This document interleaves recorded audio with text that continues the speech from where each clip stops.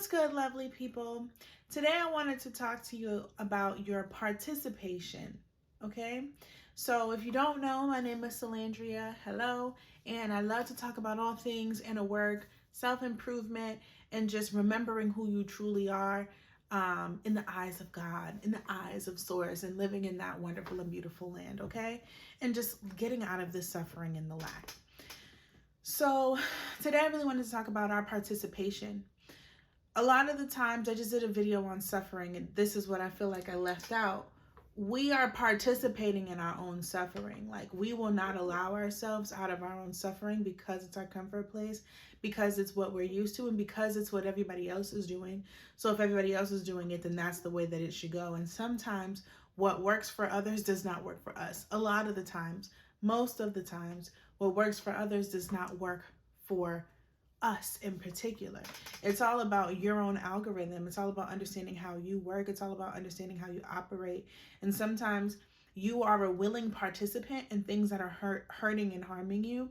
And then we're like externalizing that. And then we're blaming companies, we're blaming corporations, we're blaming parents, we're blaming friends, we're blaming bosses, we're blaming corporations. And I'm not saying that these entities that I'm naming are nameless, or they don't get any blame, but I'm just saying that we also need to take a look on the other end of how we participate in our own suffering, like how we are a helping hand in our own suffering.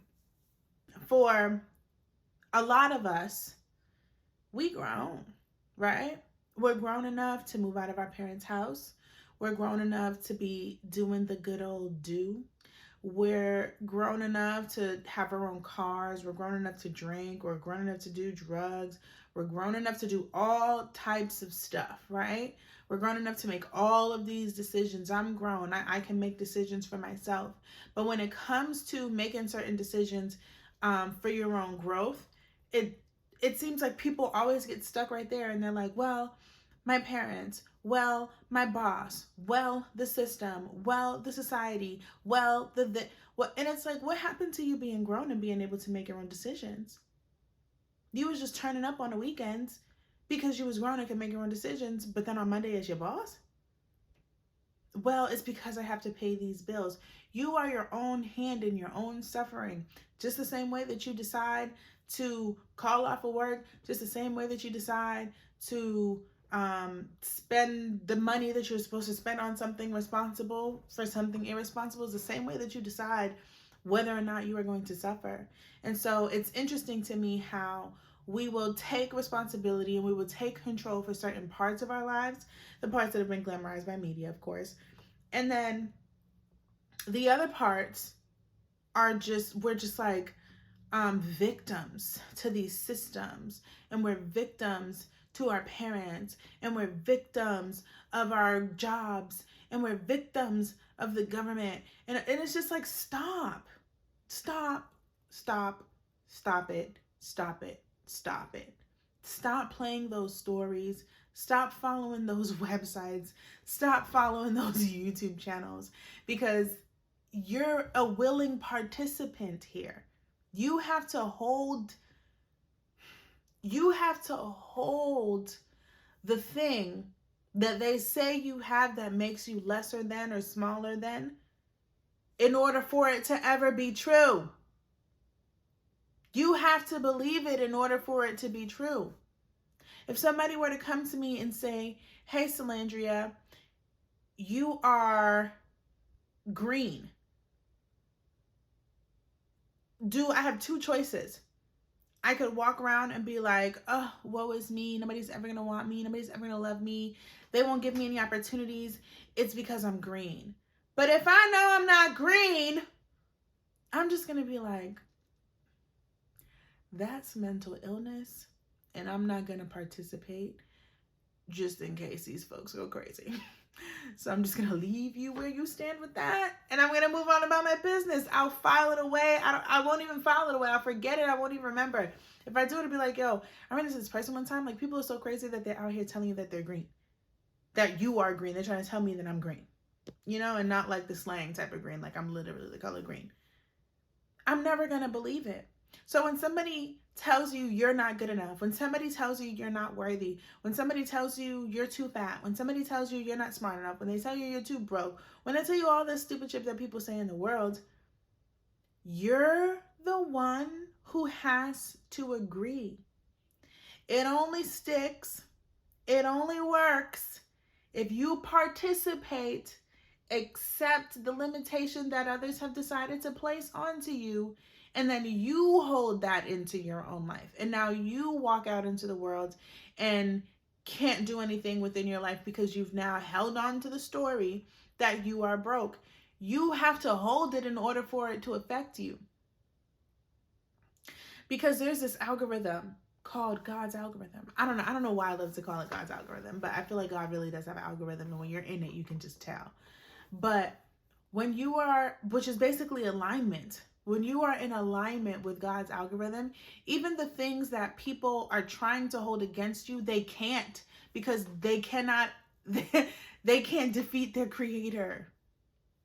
They cannot defeat their creator. If the creator already decided it's for me, Joe Schmo over here will never have enough power to go against what the creator has already ordained for my life. It's not possible. The only way that it's possible is if Joe Schmo can convince me to not do what was ordained for my life because of what he said. So now I don't go for it. So now God wants this. There's a whole God's algorithm, but this is the way that I'm shutting myself off of God's algorithm, because I have decided to believe, I have decided to participate and partake in the BS that Joe Schmo was saying. I decided to take it on, add it, put it in my little toolbox, and now I have Joe Schmo's rotting BS in my toolbox, and I'm wondering why I can't move forward in life. Then I'm going to walk around and I'm going to be like, it's because of Joe Schmo that I can't move forward in life. No, it's not. No, it's not.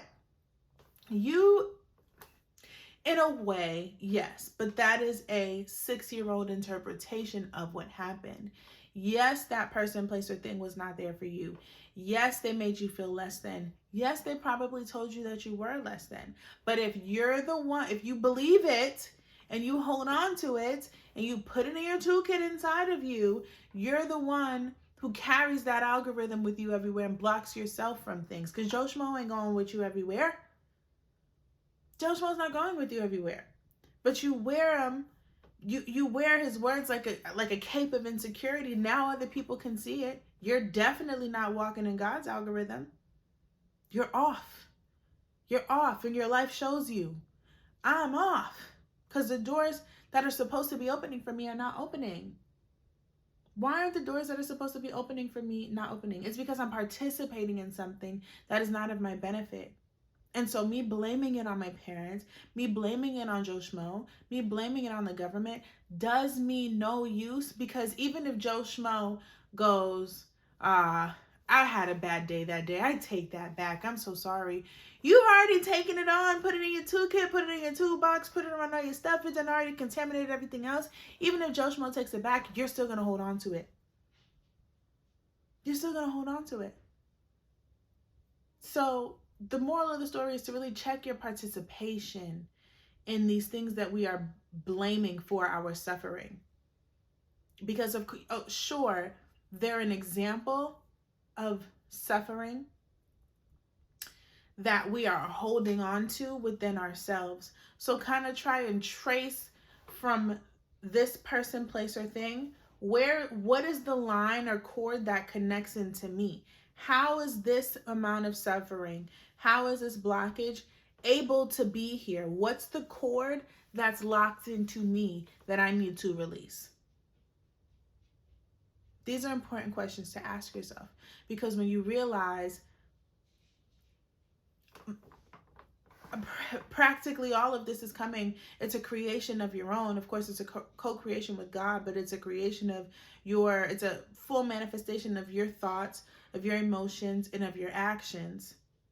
Sometimes our thoughts, emotions, and actions are not in alignment with what we want, with what we desire, or with what's with God. Sometimes they're in alignment, participating with the opposite of that, with things that are not in our favor. And instead of us accepting that part, accepting our responsibility in it, we blame these outer whatevers, you know, these other people, places, and things. And if you're waiting for them to give you your power back, they're not going to be able to give it to you, because technically they never took it, you gave it. Technically, they never took anything from you, you gave it. There are certain circumstances that we're not going to get into. This is a very general topic where power can be taken. This, a lot of the times when people say things that people try to do, they're not taking anything from you. Not unless you accept it and you allow them to take it. Not unless you give it to them. So really take a look at that. Look at the things that you're blaming in your life for your lack of movement forward. Look at what you're blaming in your life for the reason why you're not ahead. The reason why you're not living how you want. The reason why you're so miserable all the time. Look at the things that you blame and try and see if you can find the cord that the thing outside of you represents. Where do you hold those beliefs? Where do you hold those emotions? Where do you agree with what the limitation is on the outside within you? Where do you agree? So an example, if I say I can't move forward in life because I'm overweight, right? And so now I'm blaming my Aunt Shirley, because my Aunt Shirley always used to call me the little fat one when I was little. This is an example. Say my Aunt Shirley always used to call me the little fat one. So now I feel insecure in life, moving through life. I can't do anything because of Aunt Shirley. It is not because of Aunt Shirley. She planted the seed, sure. I'm the one who watered it, grew it, pruned it, kept it going. I'm tilling the soil every year. You know what I mean? So now when I'm looking at Aunt Shirley and Aunt Shirley is telling me, or I'm blaming Aunt Shirley because Aunt Shirley said I'm too fat, and that's why I'm not married, and that's why I can't make a lot of money, and that's why, because if Aunt Shirley wasn't telling me I was fat, then I wouldn't have this problem. If I did not accept the BS that Aunt Shirley was telling me, I wouldn't have had this problem. So now I have to go back and look within myself and see what part of me actually agrees with what Aunt Shirley was saying. What agrees with her? A part of me is like on Aunt Shirley's side. I'm quite participating with Aunt Shirley. I'm allowing Aunt Shirley to just come in here and just run my life, and I get to blame her. I'm agreeing with her. Where and why? And let's resolve, babe. Let's kick Aunt Shirley out. We're kicking her out. So that's my video for you guys today. I hope that it was helpful. If it was, drop it in the comments. I appreciate you guys.